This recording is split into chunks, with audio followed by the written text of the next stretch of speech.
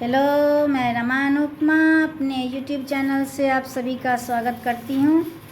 मैं अभी एक शिव नचारी सुना रही हूँ। अच्छा लगे तो लाइक शेयर कमेंट करना ना भूलें और मेरे चैनल को सब्सक्राइब कर लें। बाबा ने चलियो हमारो अपन नगरी, बाबा ने चलियो हमारो अपन नगरी, अपन नगरी यौ झारखंड डगरी, अपन नगरी यौ कैलाशपुरी,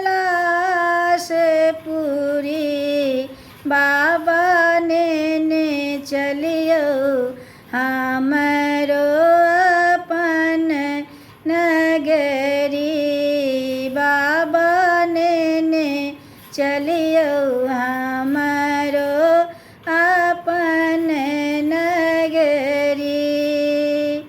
अहीं के नगर में बाबा गंगा नहाएब, अहीं के नगर में बाबा गंगा नहाएब, जल भरी लाएब बरी गगरी, बाबा जल भरी लाएब भरी गगरी, बाबा ने चलियो हमारो अपन नगरी, बाबा ने चलियो हमारो अपन नगरी।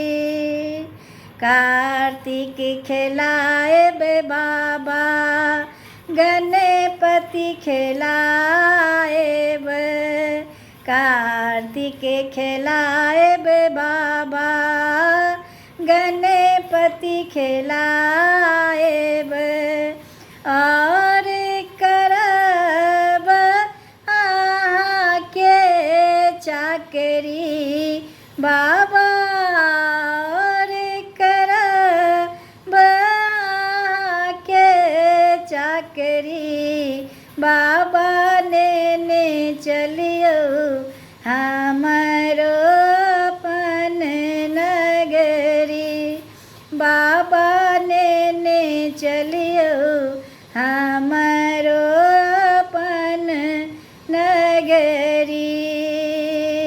अंगना बहारब बाबा दुअरा बहारब, अंगना बहारब बाबा दुअरा बहारब, और बहारब बसहा के डगरी, बाबा और बहारब बसहा के डगरी, बाबा ने चलियो हमारो अपन नगरी, बाबा ने चलियो हमारो अपन नगरी, अपन नगरी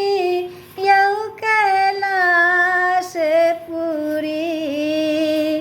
अपन नगरी यौ झारखंड डगरी, बाबा ने चलियो हमारो अपन नगरी, बाबा